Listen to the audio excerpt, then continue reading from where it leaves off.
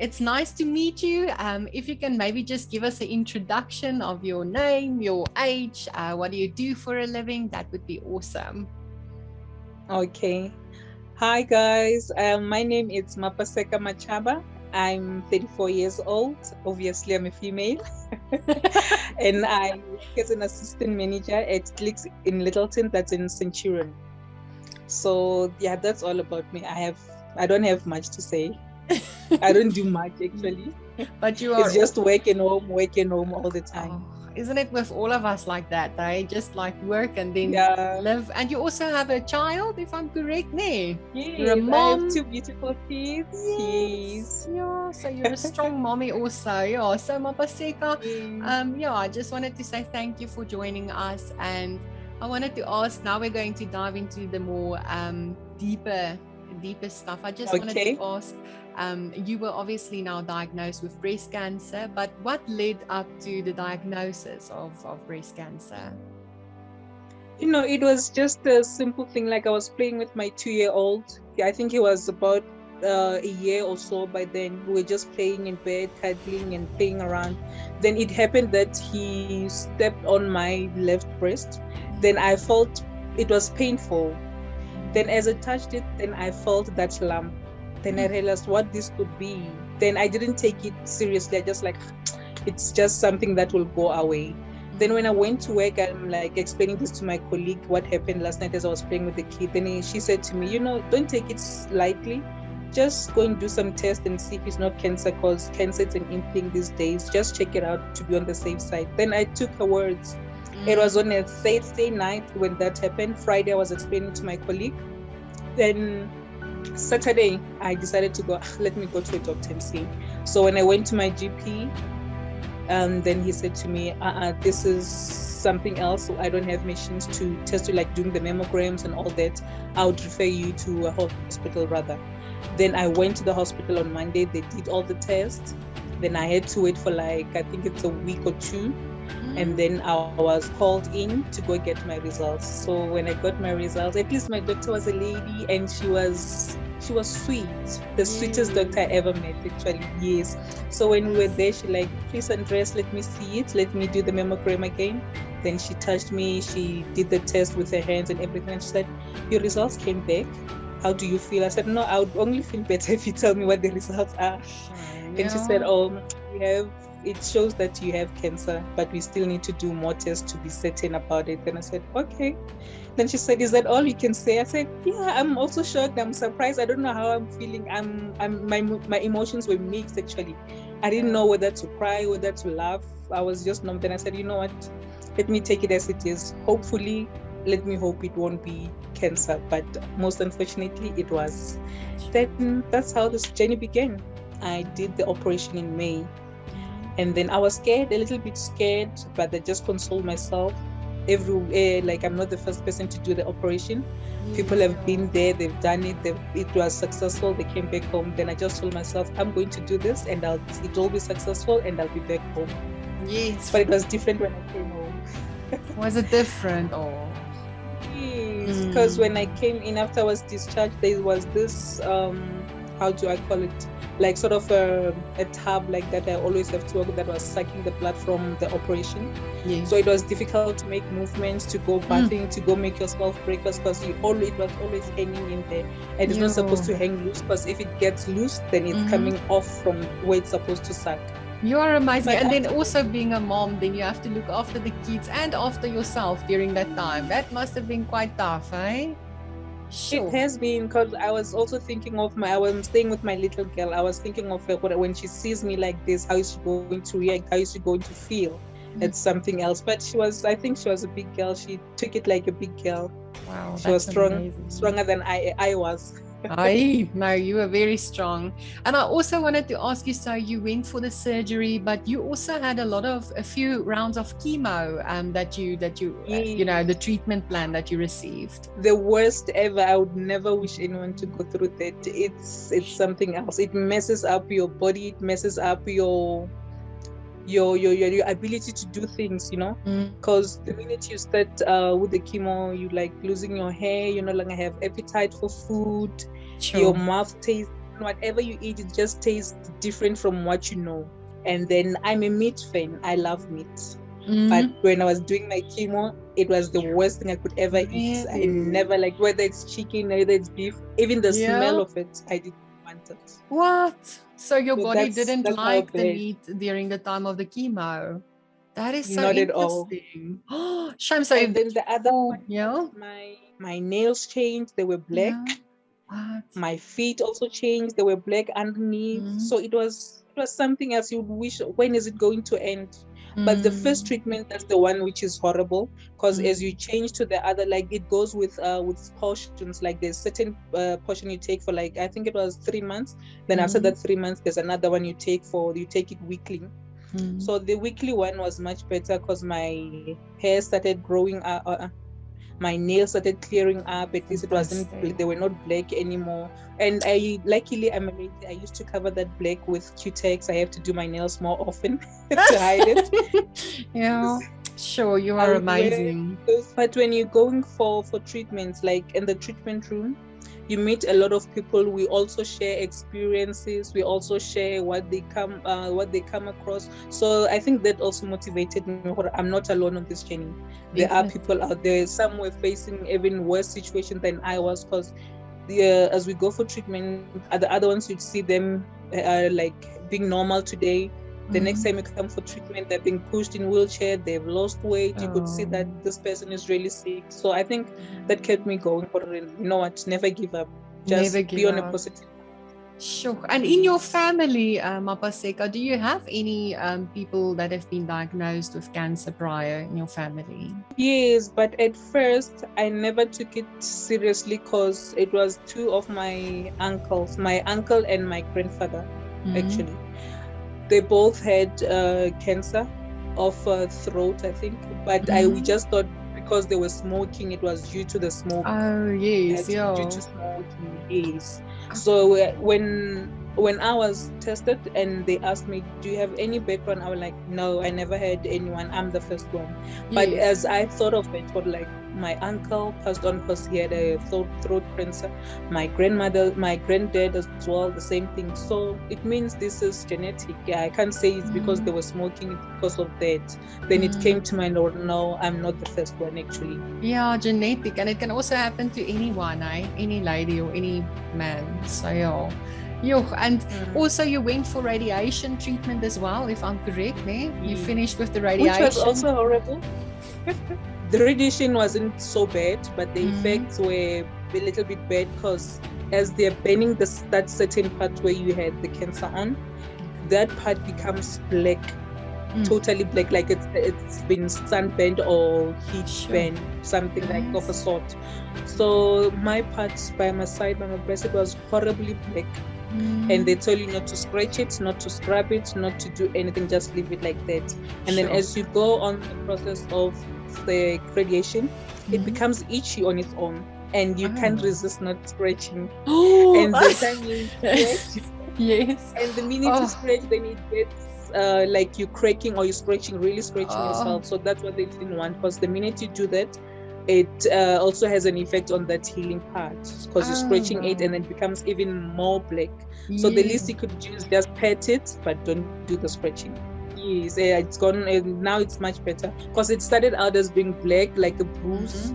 Then it came out as in blisters. Then those blisters burst. Then there was a black mark around my tummy. I used to hit it with a plaster when I was at work, because my shirt goes on like this. Then I had to hide it with a plaster. Like, I work with customers, I work in a healthy pharmacy store. What would they think when I have such blisters and stuff? And I wanted to ask you, Mapaseka, on the medical aid side, do you have medical aid? Did they pay out? I do have the work one, but they did not. They don't cover the treatment. And even for consulting, they only cover, like, they don't cover for hospital bills or any hospital consultation, only for the GP. So it was a lot. I had to pay up a lot of money, especially with my treatments, because with chemo alone, it was 105 for the treatment. And then I had to pay 80 rand every day for the visit. When I consult, I had to pop out 8 rand. So it's 80 rand plus 105 rand. which comes up to 185 a day. Jeepers. So it wasn't bad when I was doing my first treatment, because I only took it like 3 weeks. Each and every 3 weeks I was taking my treatment. It was better. But when I started changing from that one to the second treatment that I took, I had to do it weekly. And mind you, it's not just that I had to get transport to Pretoria, because that's where I was taking my treatment. So it's another cost again. It's another cost. Sure. And also then, shame, they were able obviously to help you when you went for your treatment. But you are so amazing. You went for your treatment, then you felt horrible. I read that in your testimony. And then like the next day or the day after, you went back to work again. Yes, because the reason for that, I had to save up some of my days for the operation. Okay. So I know that for operation, I had to be home for like 6 full weeks, and being at home without getting paid is still going to be difficult. And I still had to take treatment and go to Pretoria for my treatment. So I needed the money as well. Sure. So yeah, I just had to, as long as I wasn't feeling, but my first treatment, I used to stay a day first at home, because I wasn't able to get to work. My knees would be shaking, and you feel a little bit tired the next day, but it wasn't all that bad. But on my second treatment, that's when I just had to go, because I had to, some of my leave days were getting exhausted. Okay. So I needed to save up for my operations, because I know I was going to be home for quite a long time. Hats off to you. Hats off to you. Mapaseka, then the other thing, obviously, I'm so glad that you had the policy with us, the Platinum Life policy.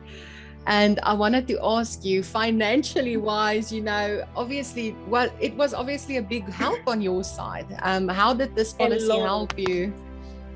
It was a lot, honestly, because as I was struggling with the payments, I couldn't say really struggling, but you get a lot of stress when you're like, I can't meet up with paying up the fees, because I need to be at hospital when on certain dates, like on my appointment dates, I have to be there. There's no way that I can skip it. And a drip had to be administered for me. So with your help, I was really, really grateful. And I even regret that I was about to cancel it in July and in October. In October, that's when I was diagnosed. I was like, really, God works in very amazing ways. And thanks to the ladies who put passion and persuaded me not to cancel. And when she persuaded me, she told me there's a lady who also tried to cancel, and then later on, after she canceled, she was diagnosed, and that was going to be a similar story with me. So I'm really, really, really grateful for her for assisting me and persuading me not to cancel the policy, because I don't know where would I be without it. Because when the money came in, the first thing I did was to pay my hospital bill, which was about 3.7 by then. So I was glad, okay, I can pay it up. And then even when I went for my operation also did something like 4.5 or so. Then I wasn't financial stressed, because I had all the money to pay up. So I'm glad, and I'm happy that you assisted me. Platinum Life is the best. I also wanted to ask you, Mapaseka, from your side, you've been now through everything, through all of this. What would your advice be for another lady outside, or a man getting diagnosed with cancer? What would your advice be to them? Whatever symptoms that you might have, even if it's not cancer, whatever disease that may be, don't take it lightly. The minute you feel something wrong in your body, just go to the doctor, just go to hospital and get assistance ASAP. Because I believe I was lucky enough to go there as soon as I did, because I never wish that I went there late, because from the experience that I've seen in hospital, how people have gone through, how bad their chemo or their cancer went by just staying at home, was that people would stay at home for 3 years without taking any medication, without going to the doctor and just saying, no, this lump will go off, until they started bleeding or start to smell awful. That's when they go to the hospital. So I was lucky enough to do that on time. So I would advise anyone, the minute you see something change in your body, go to the hospital or visit your GP. That's the best you could do. And then one other thing, people are different in many ways. So whatever happens to you might not happen to me. Whatever happens to someone might not happen to me. but the only way you could deal with your sicknesses, it's being courageous and take it as it is. Take it like having flu. You know, when you have flu, it's gonna happen for now. You take your medication and then you get better afterward. So whatever you have, whether it's TB, whether it's HIV, whether it's cancer, just go on with a positive way, saying I get my medication, then after my medication I'll be fine. And we should stop stressing about why me, why not me, then who. No, those are very dangerous. Just take it light. Just take it. I know some people, well, I mean, we don't get stressed in a similar way. Some people, as they get this certain disease, they feel like this is the end of the world. This is the end of me. How am I going to survive? No, that's negativity. Just take it away and say, I'm going to fight this and I'm going to win. Yes, positive mind. Positive mind. Oh, you've been actually now sitting here listening to you. You are listing everything, every single aspect. And I think I've spoken to so many women, and you have summarized it in such a perfect way. Each and everything that you just said was for me also like, yes, you know. Definitely. And also, like you said, I love the fact that you said, you take it like a flu. You drink your meds, you have to get better. So just to say, okay, I'm going to go for it. I'm going to get the treatment and I will get better, to put your mind in that mind space. It's very, very important. And I mean, you are flourishing. You are doing so well on your side. Thank you. Yeah. But I wish I lost some weight as I was taking the treatment. It definitely did the opposite because I gained a lot of weight. It's not bad, but the weight thing, it's not a problem anyway. Yeah. I can deal with it. You can deal with it as long as you are healthy. That's the most important part, and happy. And True. I can see you are happy and you are healthy. Yes, you can see I'm glowing. Yes, you look amazing. So I can see you are happy. And you are now finished with all of your treatments on your side also, Mapaseka, ne? Almost, because for now I'm only taking one treatment that I'm only taking every 3 weeks. It's Herceptin. It's part of the chemo thingy. But I just wanted to say thank you from the bottom of my heart. Thank you guys as well for taking care of me, and I really appreciate each and every effort that you make to communicate with us or to just check up on us. All those things that you do for us, guys, it's amazing. But the support that you give, it's not something that I was expecting as an insurer. So for me, it was helpful, and I'm really, really, really grateful for you guys. Besides, you were like family to me, because whenever I needed a shoulder to lean on, you were there for me.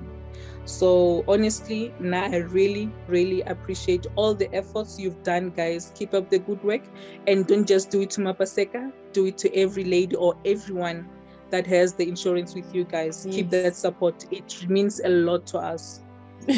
More love for all of them. Thank you so much. Definitely. Have a great day further. Thank you for your time.